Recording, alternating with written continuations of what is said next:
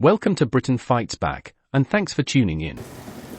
Now that Epping have their interim injunction to close the Bell Hotel, and unless anything changes, the illegals will have to be moved on by the 13th of September, we see many other councils looking into taking the same sort of action against the British government.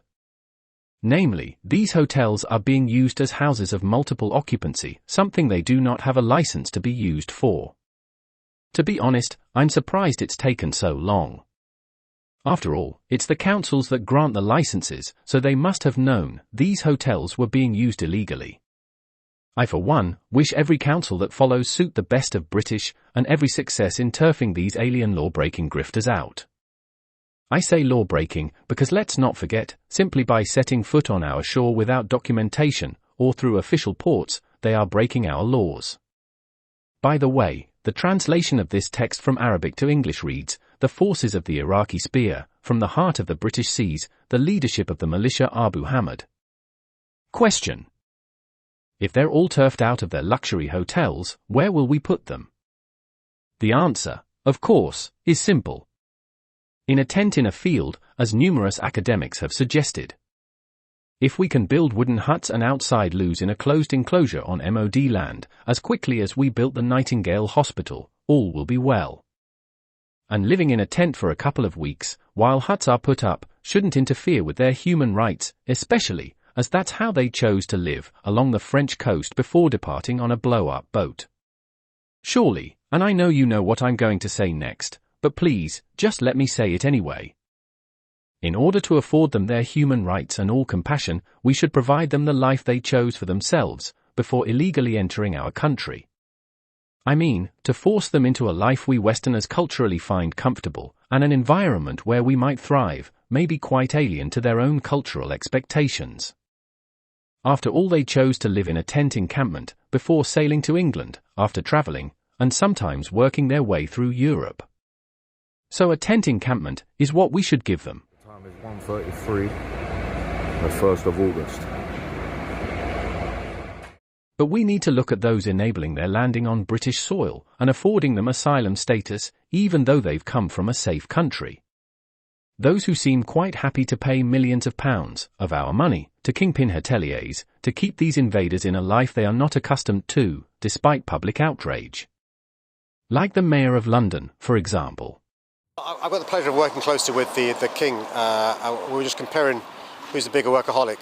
He was very chuffed that he'd managed to personally give me this honour, and he actually apologised for it taking so long, which is not a problem at all. Silence is golden, as the Tremolos once sang. In this case, Khan's silence, like Starmer's, is complacency. There's a certain smugness about Khan that most of us are now familiar with. Many, like broadcaster Andre Walker, suggest Khan is purposely making London a hostile environment for white Brits. And sometimes it certainly feels that way. Khan's salary is a whopping big £165,001 per year, roughly the same as the Prime Minister's. Both are human rights lawyers who have defended terrorism against Western ideology, both belong to the Fabian Society, and both put immigrants ahead of the British populace, whatever the colour or religion of the British cultural populace may be.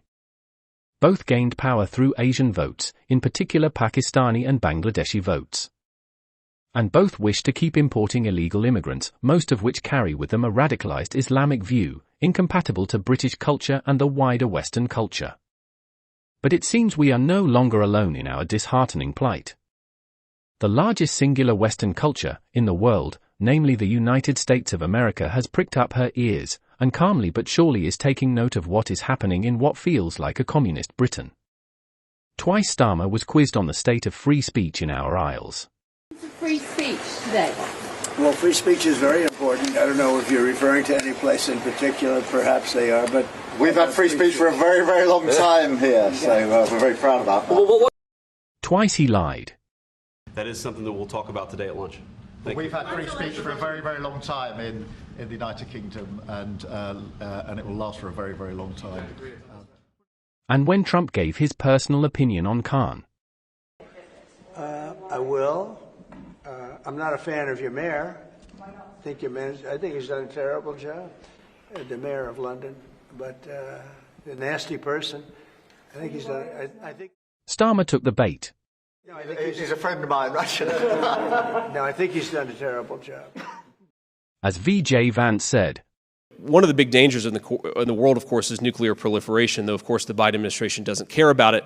And I was talking about, what is the first truly Islamist country that will get a nuclear weapon? And we were like, maybe it's Iran, maybe Pakistan already kind of counts. And then we sort of finally decided maybe it's actually the UK, since Labour just took over.